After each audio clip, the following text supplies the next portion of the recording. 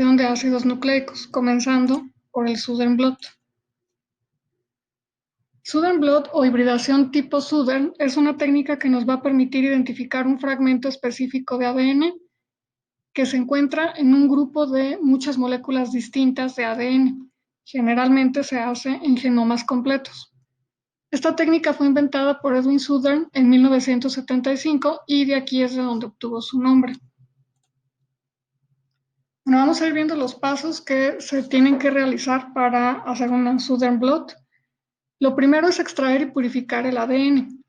Este ADN se puede obtener de cualquier tejido disponible, ya que como lo que estamos buscando justamente es un fragmento de ADN y todas las células de un organismo tienen una copia completa del genoma, no importa si se trata de un gen que sea de expresión específica en un tejido, de todos modos va a estar presente en todas las células del cuerpo. Entonces, eso es lo que nos permite obtenerlo de cualquier tejido que esté disponible. Si es en cuestión de diagnóstico humano o animal, pues lo más fácil es tomar una muestra de sangre. En el caso de las plantas, pues igual, se puede tomar cualquier tejido. Normalmente se utiliza el que sea más fácil para trabajar, para extraer el ADN. La técnica de extracción de ADN tampoco es relevante. Se elige de acuerdo con el tipo de muestra. Entonces, bueno, para tejidos vegetales hay unas que son más apropiadas, como el método CETAD. Para muestras de sangre se pueden utilizar, por ejemplo, resinas o columnas, etc. Lo que sí importa es que el ADN purificado sea de muy alta calidad. Aquí sí necesitamos que no tenga contaminantes y que esté íntegro. No nos sirven muestras ni parcial, ni mucho menos totalmente degradadas. Entonces, cualquier técnica se puede usar. Lo importante es que el ADN que obtengamos sea de muy, muy alta calidad. El segundo paso es digerir el ADN con endonucleasas. Esto para obtener una colección de fragmentos de un rango de tamaño más o menos homogéneo. Entonces, dependiendo de cuál sea la muestra, de qué especie estemos trabajando y cuál sea lo que queremos identificar, este ADN se puede digerir con una endonucleasa o más comúnmente se utilizan dos o más endonucleasas para digerirlo.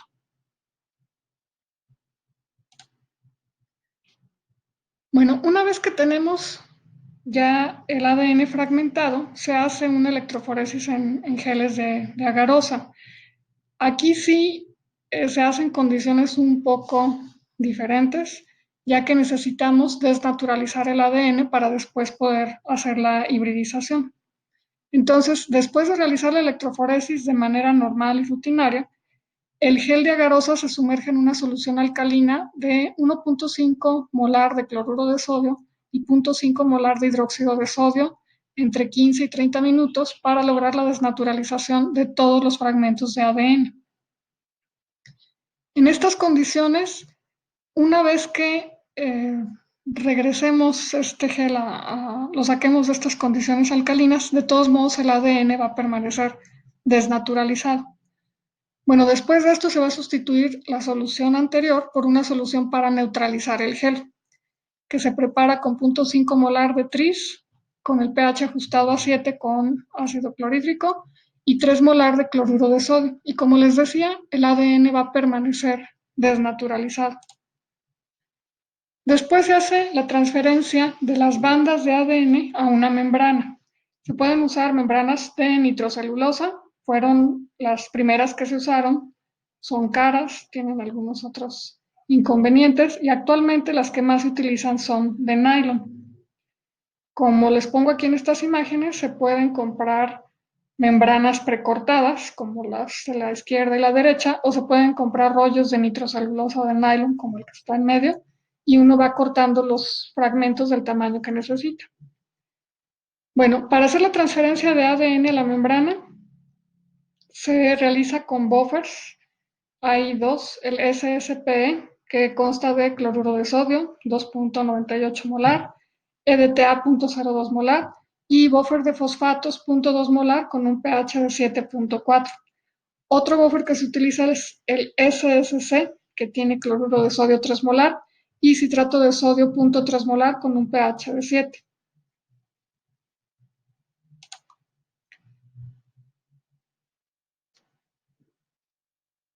Bueno, ahora sí, el proceso para transferir el ADN ya propiamente a la membrana se puede hacer mediante diferentes metodologías dependiendo del equipo que tengamos disponible. El primer método es por capilaridad y en la fotografía pueden ver cuál es la tecnología que se utiliza. Ahora sí que uno escoge el libro más pesado que tenga a la mano y eso es lo que se usa para hacer la transferencia del ADN. Bueno, como pueden ver, el aparato de transferencia es simplemente un recipiente, generalmente se usan de plástico o de vidrio, en el cual se coloca un soporte y pueden ver ustedes que hay un puente que es de papel filtro y se coloca aquí la solución de transferencia, alguna de las dos que comentamos en la diapositiva anterior. Arriba del puente se coloca papel filtro. La función del puente simplemente por capilaridad va a estar absorbiendo el buffer y este buffer va a subir al papel filtro. Encima del papel filtro, aquí representado de color azul, ponemos el gel de agarosa y encima del gel se coloca la membrana de nylon o de nitrocelulosa. Después se coloca más papel filtro, varias capas, y después unas capas mucho más gruesas de sanitas o de cualquier otro papel absorbente, cartón que tengan por ahí. Y al final, pues les decía, nuestro equipo de alta tecnología, algo muy pesado, normalmente en los laboratorios, ahora sí que toma uno un libro muy pesado o catálogos, y lo que se deja es que el buffer de transferencia suba por capilaridad a través del papel filtro, después va a llegar hasta el gel y en el gel va a arrastrar los fragmentos de ADN hacia la membrana de nylon o de nitrocelulosa. Tanto el nylon como la nitrocelulosa tienen gran afinidad por el ADN, entonces una vez que por capilaridad este sea arrastrado, eh, se va a quedar adherido a la membrana. El buffer va a seguir subiendo a través del papel filtro y las sanitas, esto para mantener el flujo de el líquido desde la cuba que tenemos abajo, desde el recipiente, hacia arriba, y este proceso tarda varias horas. Normalmente se deja durante toda la noche para garantizar la transferencia de todas las bandas de ADN. Otro método para transferirlo es por electrotransferencia. Se usa mucho más para proteínas, pero también se puede usar para ácidos nucleicos y se puede usar exactamente el mismo equipo. La foto de uno de los modelos la pueden ver a la izquierda. Este tiene la ventaja de que tarda pocos minutos. Eso depende del equipo y del tamaño del gel, pero estamos hablando de alrededor de 10 minutos, poco más. Pero se requiere comprar el equipo, entonces esto implica pues una mayor inversión y un mayor costo. Como ya lo hemos comentado en varias ocasiones, ¿qué es lo que vale la pena hacer? Pues depende de los recursos que tenga el laboratorio y también depende de qué tan seguido se hace esta técnica. Si es muy esporádicamente, no vale la pena hacer la inversión en un equipo caro. Bueno, este equipo de electrotransferencia, si vemos un esquema, tiene lo que se conoce como cassettes de compresión. Son simplemente eh, unas láminas, generalmente de material plástico, de policarbonato, etcétera. Entre esas láminas hay lo que dice aquí foam pads, son esponjas, y esto ya viene en el aparato. Lo que uno tiene que introducir es el gel. Aquí en este caso nos ponen de poliacrilamida, lo más normal es hacerlo con proteínas. También se pueden colocar geles de agarosa. Y al lado del gel, en contacto directo, se coloca la membrana de nitrocelulosa o de nylon y alrededor se coloca papel filtro.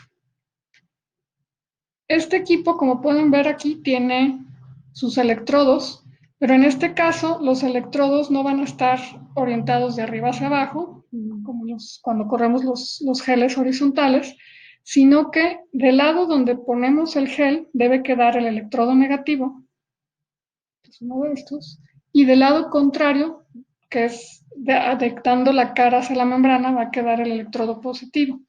Cuando apliquemos la corriente eléctrica, Ustedes ya saben que las moléculas de ADN se van a tender a mover del polo negativo hacia el polo positivo. En este caso, del gel hacia la membrana de nitrocelulosa y van a quedar adheridos a ella. Hay un tercer método en el cual consiste en aplicar vacío. También requiere de equipos especiales, como pueden ver una fotografía en la parte de la izquierda. Y aquí lo que se hace es colocar otra vez el gel, pero en la parte de arriba. Abajo va la membrana de nitrocelulosa y abajo, bueno, el equipo tiene una placa porosa. Todo esto va adentro de este contenedor donde se mantiene un buffer que debe de estar recirculando, porque como se va a aplicar vacío, el buffer se va a succionar, entonces hay que seguirlo alimentando. El vacío se aplica por la parte de abajo. Entonces lo que ocurre es que tenemos todo esto inmerso en el buffer. Cuando el vacío hace la succión, lo que está representado con las flechas verdes, el buffer va a ser arrastrado hacia abajo y junto con él se va a arrastrar las bandas de ADN que están en el gel y se van a adherir a la membrana de nitrocelulosa. Esto tarda también pocos minutos, un poco más que la electrotransferencia, pero también depende del equipo y del tamaño del gel, pero cuando mucho se lleva 1 hora. Pero igual hay que comprar el equipo, lo que implica mayor costo, y entonces hay que hacer un análisis de si vale la pena o no invertir en este equipo. Los tres métodos dan buen resultado. La principal desventaja del método de capilaridad es el tiempo, pero si uno programa cuidadosamente sus experimentos, pues no afecta tanto, a menos que la carga de trabajo de laboratorio sea muy dinámica y todo el tiempo se tengan que hacer haciendo estos geles. Entonces, sí podría llegar a ser un problema tener que esperar unas 15, 20 horas a que se transfiera el gel. Bueno, una vez que se transfirió el ADN del gel, donde literalmente vamos a sacar las bandas del gel y las vamos a pasar a la membrana de nitrocelulosa, se necesita fijar y bloquear la membrana. Bueno, un paso que es opcional, algunos investigadores lo hacen, otros investigadores no, es exponer la membrana por unos minutos a luz ultravioleta a 312 nanómetros. Entonces esto queda opcional, pero la literatura cita que pues sí es conveniente para que quede bien adherido el ADN a la membrana. El siguiente paso sí es indispensable, consiste en bloquear la membrana con una solución. Las más utilizadas son soluciones de ADN de esperma de salmón o una solución que se conoce como Denhart, que contiene ficol, PVP y BSA. Ese PVP es polivinilpirrolidona y BSA es albúmina sérica bovina. Como les decía, el ADN tiene mucha afinidad por las membranas tanto de nylon como de nitrocelulosa. Más adelante se van a colocar las ondas, que son fragmentos de ADN. Entonces, si nada más quedan algunas bandas en la membrana de nitrocelulosa, quiere decir que el resto del espacio de la membrana está libre o está vacío. Si ponemos cualquier muestra de ADN, se va a pegar en esos espacios vacíos de manera inespecífica, simplemente por afinidad. Entonces yo lo que voy a ver es que la sonda se va a pegar en toda la membrana, pero eso no me va a decir nada. Bloquearla significa justamente todos esos espacios vacíos que queden cubiertos por algo, que puede ser el ADN de esperma de salmón. Ese ADN se va a adherir igual a la membrana, pero no va a reaccionar con la prueba, a menos que estén trabajando con ADN de salmón, entonces este sí no es una opción. La solución de Enhart funciona de la misma manera, nos va a rellenar, entre comillas, todos esos espacios en la membrana de nitrocelulosa para más adelante evitar que haya una unión inespecífica por parte de la sonda.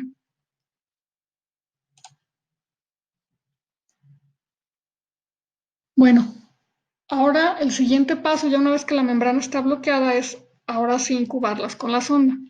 Las sondas son fragmentos de ADN que dependiendo de lo que se esté realizando pueden tener una longitud de unas decenas de pares de bases hasta 500 pares de bases.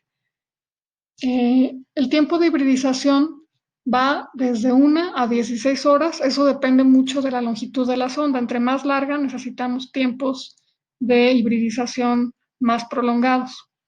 Estas ondas, al inicio, cuando fue desarrollada la técnica, por ahí de los años 70, se marcaban radioactivamente con fósforo 32. Todavía se utiliza mucho este marcaje, pero como ya lo hemos comentado, manejar radioactividad tiene sus inconvenientes y implica riesgos importantes para la salud. Entonces, desde hace mucho se empezaron a buscar alternativas y ahora también se utiliza con bastante frecuencia métodos no radioactivos para marcar las ondas. El más utilizado es la digoxigenina. Por ahí les muestro una figura. Este es un nucleótido marcado con, pueden reconocer la estructura que está en la parte de izquierda, y lo que tenemos, la parte de la derecha de esta molécula, es la digoxigenina.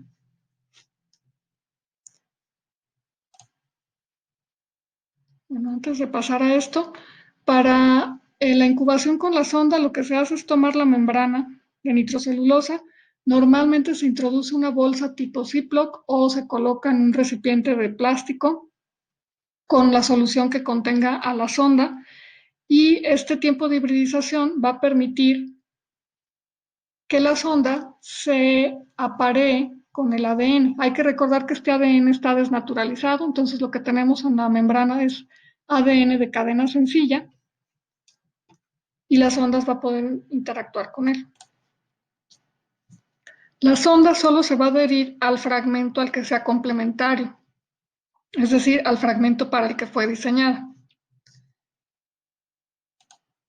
Después de terminar la incubación, entonces sí pasamos a visualizar los resultados. Si se utilizaron sondas marcadas con radioactividad, entonces se emplean autorradiografías.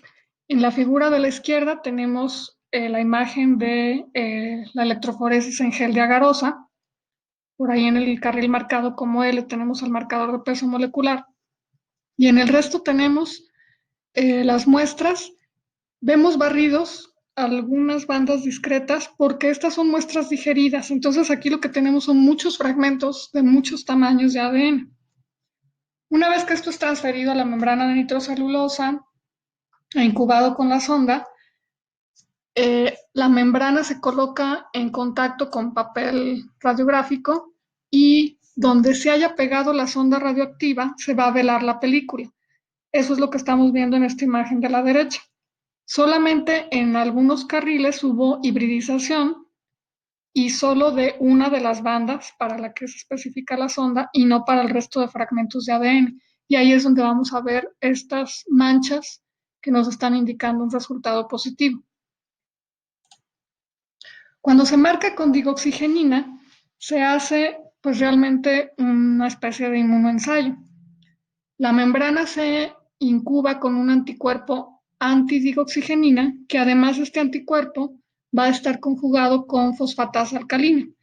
Entonces, lo que tenemos aquí en el esquema es el ADN blanco que se está analizando, la sonda, que en este caso está marcado con digoxigenina, que está representada con el triángulo azul, y el anticuerpo está conjugado con la fosfatasa alcalina. Entonces, primero incubamos la membrana con una solución que contiene al anticuerpo antidigoxigenina, después enjuagamos, lavamos la membrana y luego la incubamos con una solución que contenga a un sustrato para la fosfatasa alcalina, y en el caso de que el anticuerpo conjugado se haya pegado, vamos a ver un cambio de color, no en toda la membrana, solo donde se quedó pegada la sonda, que es lo que estamos viendo en esta imagen. Tenemos 6 muestras. Vemos que la 1 es negativo, la 2, la 3 y la 5 son positivas, pero tienen una baja concentración de ADN, hay una baja señal. La 4 se alcanza a ver una señal muy, muy tenue, podría ser un falso positivo, podría ser por la fotografía. Y la 6 vemos una señal mucho mayor, eso quiere decir que está presente el gen, pero además en una concentración bastante alta. ¿Esto a qué se puede deber? A que haya varias copias del fragmento Aquí hay una mayor concentración de ADN en esa muestra que en el resto de las columnas. Este es el esquema general de lo que ya platicamos. Entonces, primero se hace una extracción pues, de ADN, se corre una electroforesis en geles de agarosa, el gel luego es colocado en alguno de los tres métodos, capilaridad, vacío o electrotransferencia, aquí estamos viendo por capilaridad, se pone en contacto con una membrana para transferir el ADN del gel hacia la membrana o filtro de nitrocelulosa o de nylon, y después este filtro se incuba con la sonda marcada. En este esquema lo tenemos con radioactividad, pero ya comentamos que hay otros métodos. Si el caso es que se utiliza radioactividad, entonces esta membrana es expuesta a un papel para rayos X y entonces este papel va a ser velado por las zonas donde se haya pegado la sonda radioactiva para obtener un autorradiograma. Y en el caso de las sondas marcadas con digoxigenina, se hace un ensayo con anticuerpos, se coloca el sustrato adecuado y también voy a ver una mancha, un cambio de coloración correspondiente al sitio donde se adhirió la sonda.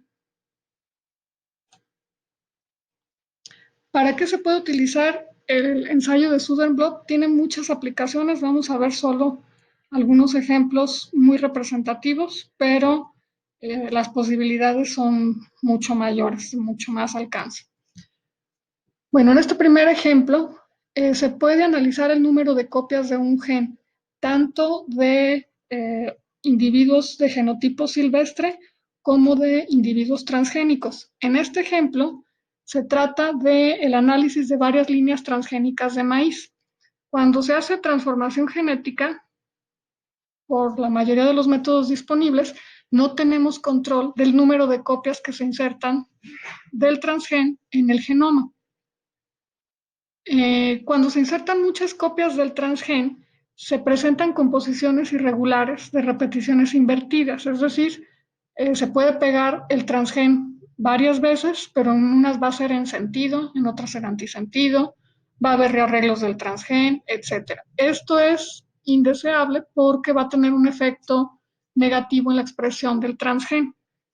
Cuando hay rearreglos, cuando hay repeticiones invertidas, esto puede conducir al silenciamiento genético, entonces de nada sirve todo el trabajo de hacer la transformación genética si al final ese transgen no se va a expresar, por una parte.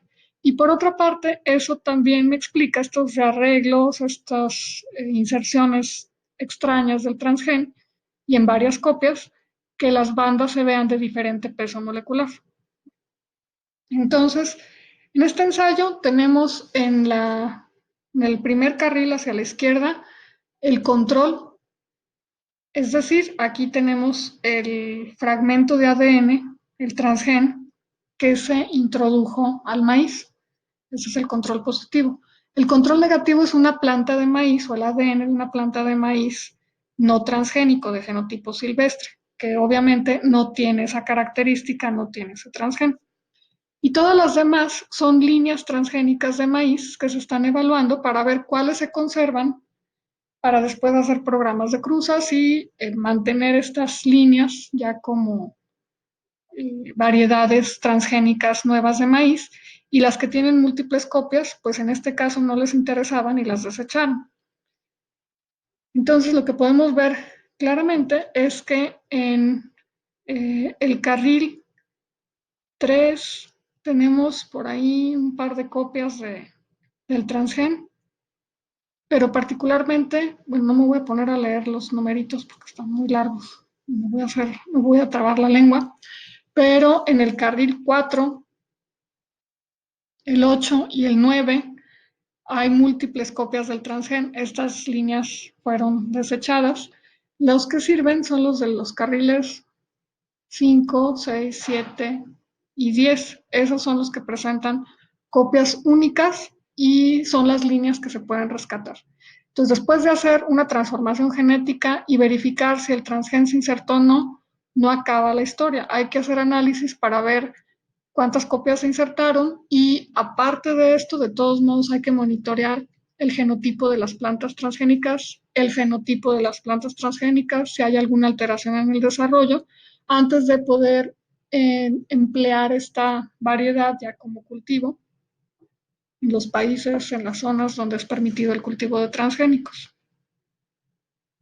Y les repito, esto se puede hacer con individuos de genotipo silvestre cuando queremos investigar el número de copias de un gen o, por ejemplo, cuando hay familias de genes, familias de proteínas, que son varios genes que presentan ciertas regiones en común, tienen más o menos la misma función, pero hay variantes que se expresan, por ejemplo, en diferentes tejidos. Entonces, si diseñamos una sonda que nos pesque a todos los genes de la misma familia, entonces podemos rastrear cuántos genes de la misma familia hay, cuántas copias hay de cada gen, etc.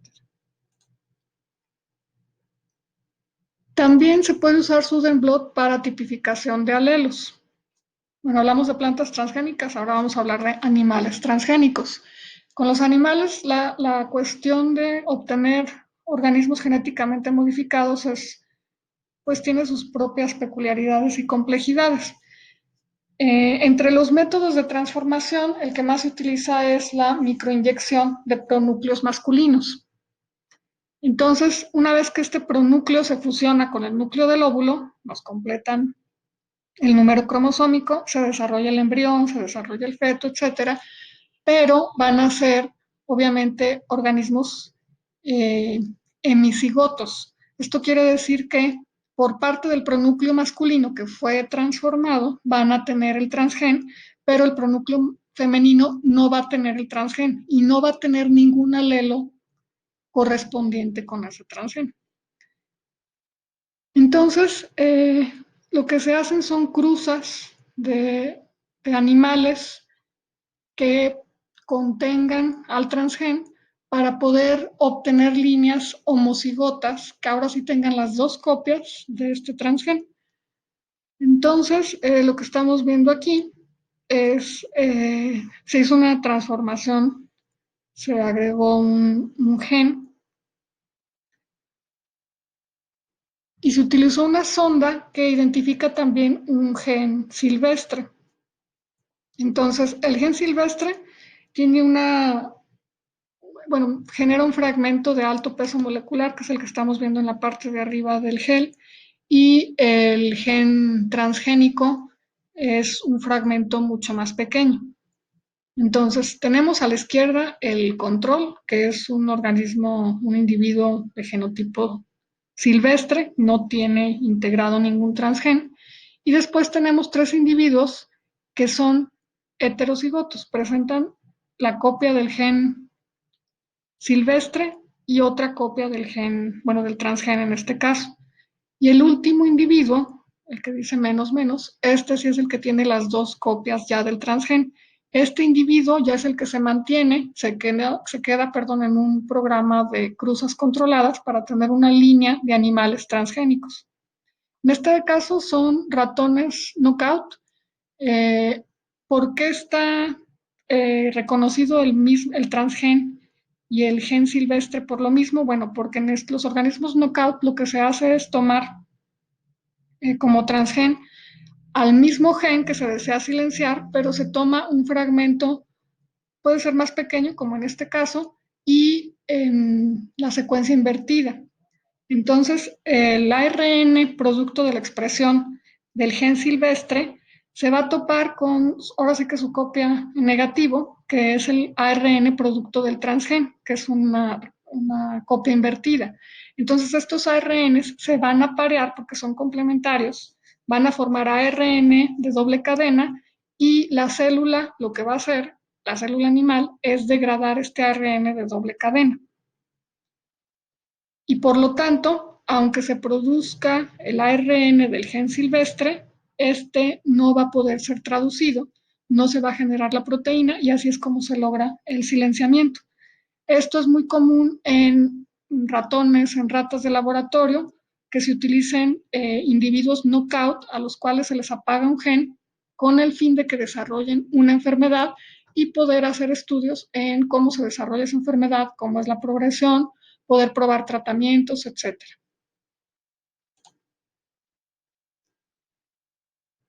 El siguiente tipo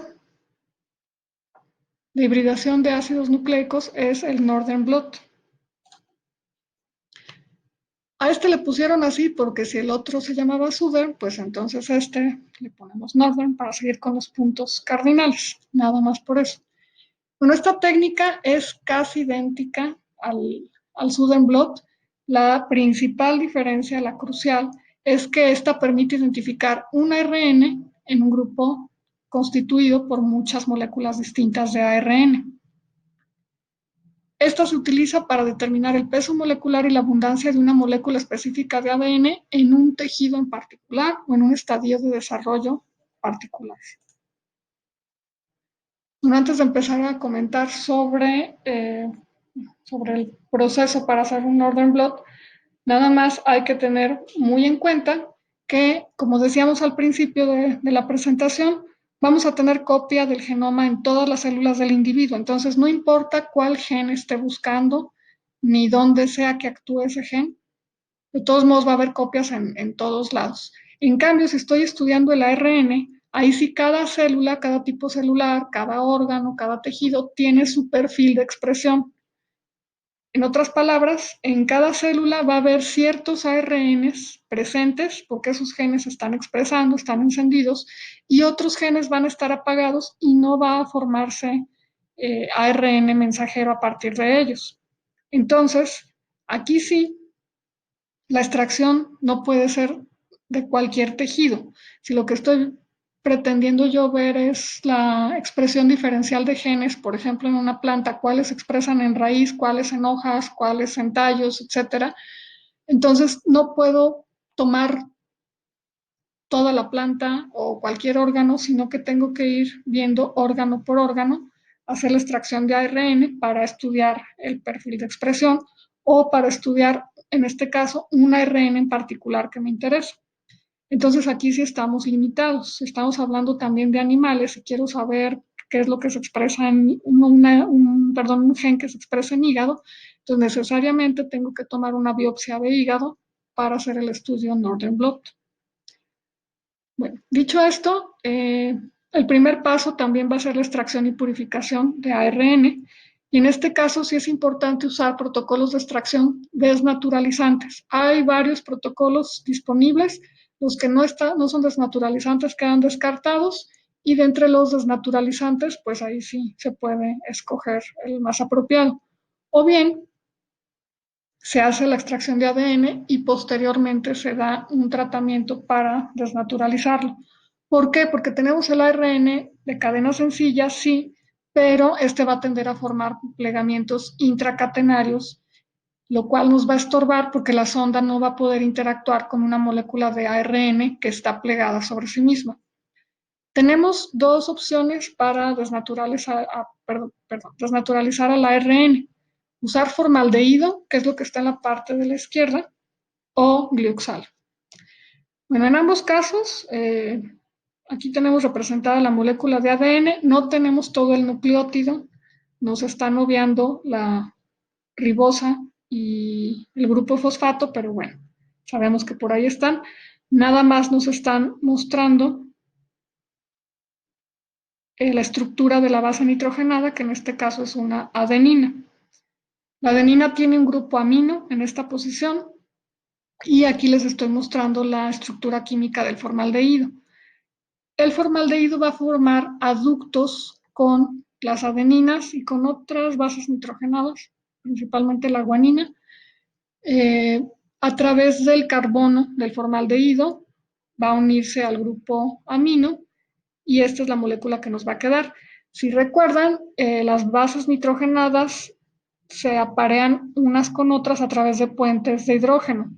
Al momento de formar estos aductos, se evita la posibilidad de que se formen puentes de hidrógeno. Entonces, las moléculas que están eh, adheridas al formaldehído no van a poder formar apareamientos intracatenarios. Más o menos lo mismo pasa con el glioxal. En la parte de arriba tenemos aquí sí la estructura completa de un nucleótido y estas rayitas nos están diciendo que ahí siguen otros nucleótidos. En este caso es una guanina. Igual también tiene grupos, este grupo amino y grupo imino. El glioxal en este caso reacciona tanto con los grupos amino como con los imino Aquí tenemos la estructura del glioxal y va a formar también estos aductos. Estos son mucho más estables porque si se fijan forma un tercer anillo. Esto es más estable que usar formaldehído y eso tiene sus ventajas, como vamos a ver más adelante. Pero básicamente es lo mismo, se forman aductos y entonces estas moléculas, principalmente de guanina, pero también forma aductos con adeninas y citosinas, no van a poder formar puentes de hidrógeno con otras bases nitrogenadas y con esto bloqueamos la posibilidad de que se formen plegamientos intracatenarios.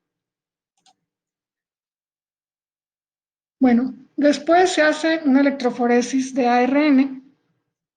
Si para la desnaturalización se utilizó formaldehído, entonces en la electroforesis también se tiene que seguir utilizando el formaldehído. Lo que se hace es añadirlo directamente a la garosa, es decir, cuando funden la garosa, le agregan formaldehído en una concentración de 2.2 molar, vacían la garosa, esperan a que solidifique y pues ya corren el gel de manera normal en condiciones estándar. Entonces, trabajar con formaldehído es más sencillo, menos engorroso, pero les decía, es menos estable la formación de aductos con formaldehído. Ahora, si en el paso anterior usaron glioxal, entonces también en la separación electroforética se sigue utilizando. Lo que se hace es que a la muestra de ARN, antes de cargarla en el gel, se calienta 1 hora a 50 grados centígrados en presencia del glioxal y de MSO. Este es el tratamiento previo que se hace y el gel se tiene que correr muy lentamente y el buffer se tiene que estar recirculando porque en estas condiciones, por el uso de estos reactivos, se tiende a cambiar el pH del buffer. Entonces, lo que hay que hacer es recircularlo, o sea, literalmente estar cambiando el buffer, es decir, sacando el buffer viejo y metiendo buffer nuevo de manera continua, porque no podemos dejar que baje el volumen, que baje el nivel, porque entonces no va a haber disponibles electrolitos para que se dé la electroforesis propiamente. Entonces, trabajar con glioxal, la ventaja que tiene es que es más estable, da mejores resultados. Al final, los patrones de bandeo son más bonitos, es decir, los geles tienen mejor resolución, se separan mejor las bandas, pero tienen el inconveniente de que hay que tener estos cuidados. Y esto de recircular el buffer implica comprar un aparatito especial. Hay algunos aparatos de electroforesis que ya vienen integrados para hacer esta recircularización.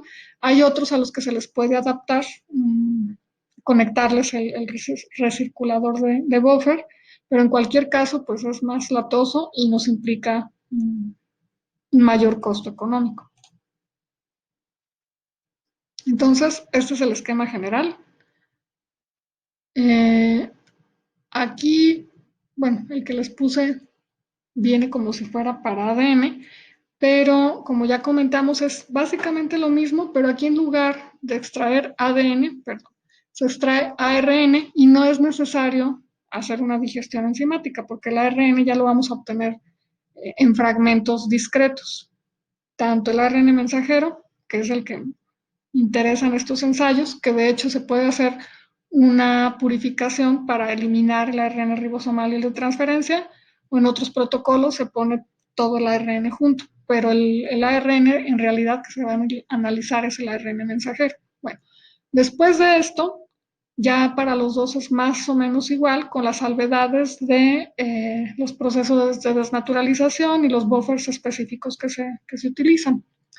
Pero una vez que ya se hicieron los pasos anteriores, pues ya las bandas de ARN se transfieren a un filtro de nitrocelulosa, igual que como lo vimos para el Southern Blot, y este filtro se incuba con una sonda que puede ser radioactiva para después obtener un autorradiograma, o bien puede ser marcada con digoxigenina para después utilizar anticuerpos conjugados con una enzima que nos van a dar una reacción colorida al colocar el sustrato apropiado. Entonces, pues nada más detallamos los pasos que son distintos para el Northern Blot y el resto es igualito que lo que ya habíamos revisado. Bueno, les decía que esto es muy útil para ver ejemplos de expresión diferencial de un gen en diferentes tejidos. Por ejemplo, aquí hay un análisis del gen LAPTM5 que codifica para la proteína lisosomal transmembranal 5, que de manera normal se expresa en tejidos hematopoyéticos y en menor grado en hígado fetal, nada más, no en hígado de adultos, y en pulmones. Para hacer un Northern Blot generalmente se utiliza un control positivo que muy comúnmente es la beta-actina. Entonces, corren su Northern Blot y junto con eh, la sonda del gen que están estudiando, se utiliza una sonda, perdón, de beta-actina para poder ver este control positivo. La actina es una proteína que se encuentra en todas las células. En algunas se expresa más que en otras, lo podemos ver aquí claramente. En el corazón y en el músculo esquelético, obviamente hay una mayor concentración de actina, pero se encuentra en todos los tejidos, por eso nos sirve de control positivo.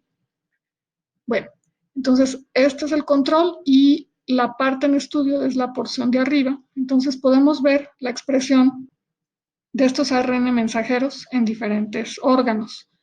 Sabemos que el gen, si hubiéramos hecho un Southern blot, nos hubiera salido igual en todos los tejidos, porque el gen está presente en todas las células. Pero aquí podemos ver que en corazón, cerebro, placenta, hígado adulto, músculo esquelético, riñones, páncreas, próstata, ovario, testículos, intestino delgado, colon, no se expresa este gen. No tenemos ARN mensajero para LAPTM5.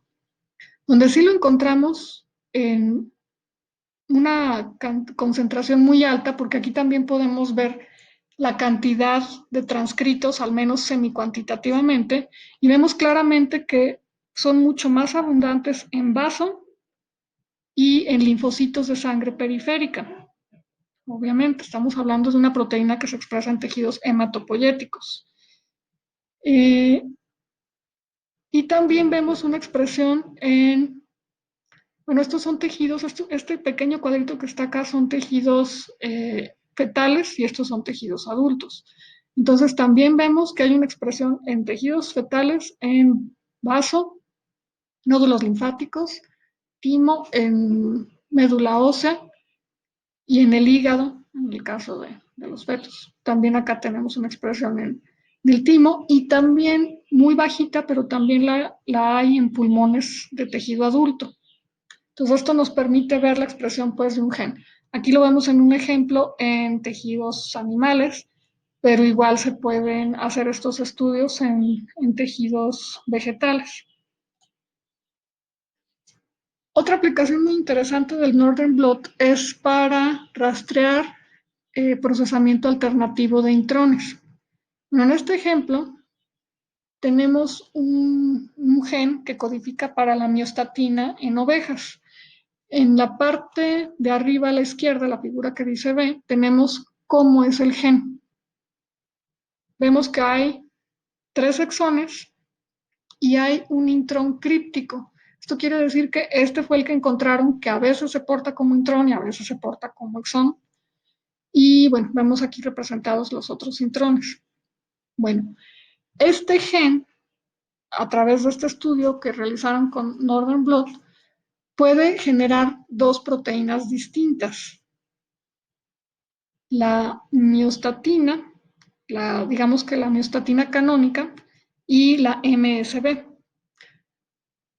Bueno, la MSB, como vemos aquí, expresa o incluye en el transcrito el exón 1, el exón 2, esto que vemos aquí como en forma cónica es el intrón que después se va a remover, el intrón 1, el intrón 2, y en esta zona donde está el intrón críptico, se va a expresar un pedacito de este exón 3 y en el caso de la MSB, toda esta porción va a ser removida, todo esto se va a comportar como un intrón y se va a copiar el resto del exón 3.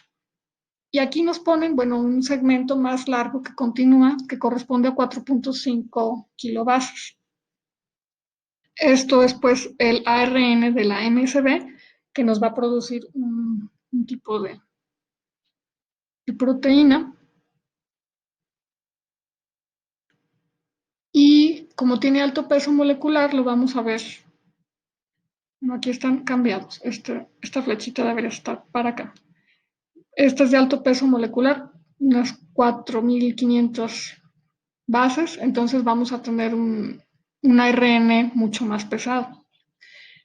El de la miostatina canónica, o sea, la miostatina podríamos decir que normal, entonces en esta sí, los exones 1, 2 y 3 se comportan como tales, no se remueve esta porción que en el caso de la MSB se interpreta como un intrón, acá en la miostatina se comporta como un exón, pero digamos que hay una terminación prematura, esta solo mide 2.9 kilobases, es decir, como 1.500 pares de bases menos que la MSB.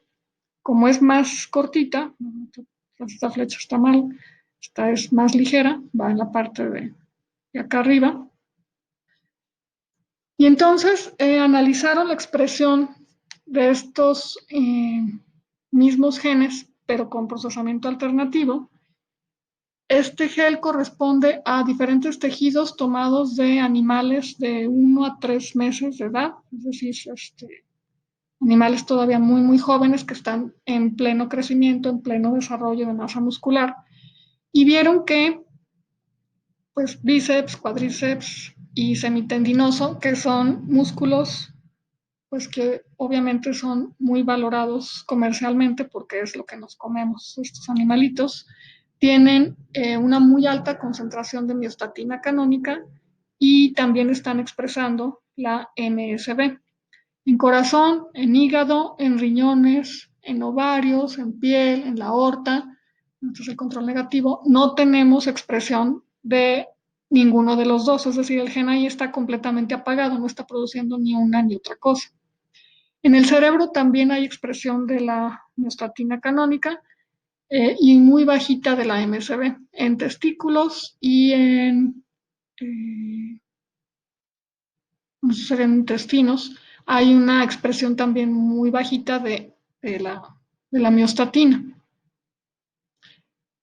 Solo les presento este gel, que es el único que está en el artículo, pero en el mismo artículo comentan que conforme crecen los animales, conforme van llegando a la etapa adulta, se mantiene la expresión de la miostatina canónica y se abate por completo, desaparece la MSB. Bueno, la miostatina canónica lo que hace es inhibir el incremento del tamaño del músculo esquelético. Entonces, lo que estamos viendo es pues, lo que tiene que ocurrir. En organismos jóvenes que están en pleno crecimiento, se está acumulando masa muscular. El MSB, por su parte, es antagonista de la miostatina canónica, entonces lo que hace es inhibir el efecto de la miostatina canónica, cuyo efecto es inhibir el crecimiento del tamaño de los músculos. Entonces la MSB tiene el efecto contrario, promueve el crecimiento del músculo esquelético. Por eso estamos viendo que en animales jóvenes se produce MSB que va a nulificar el efecto de la miostatina y en estos animalitos pues van a estar acumulando masa muscular. Cuando llegan a la etapa adulta y dejan de generar MSB, el músculo deja de crecer. Estos estudios son importantes para después hacer manipulaciones genéticas para ver la manera de que estos animales acumulen una mayor masa muscular, que es lo que nos conviene, porque bueno, entre más masa muscular, pues más carne para vender y para comer. Igual que en el caso anterior, utilizaron actina como control positivo, que vamos a encontrarla en todas las células. También se utiliza para observar los cambios de patrón de la expresión genética en diferentes enfermedades, particularmente en cáncer. Aquí tenemos un ejemplo de tejidos normales, en este caso páncreas, a la parte de la izquierda, y a la derecha tenemos células malignizadas de páncreas que ya presentan pues, un proceso de cáncer.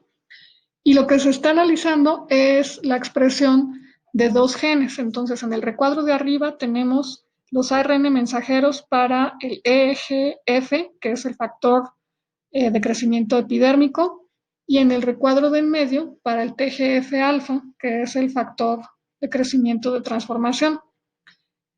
Estos dos son genes que se encuentran de manera normal en las células, son los que van a promover el crecimiento para reemplazar a las células viejas que tienen que ir muriendo de manera normal.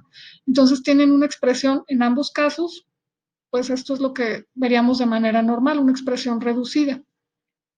En cambio, en las células malignizadas, la expresión se incrementa notoriamente. Vemos que las manchas son mucho más intensas. Eso quiere decir que hay una mucho mayor cantidad de transcritos, que es lo que corresponde con lo que ocurre con las células cancerosas, células tumorales. Presentan, en este caso, mayor sensibilidad, en este caso, mayor concentración de factores de crecimiento que van a hacer que las células estén dividiendo, multiplicando con mucha mayor frecuencia, a una tasa mucho más alta. Y en este caso, como control, se utilizó el RNA ribosomal 7S.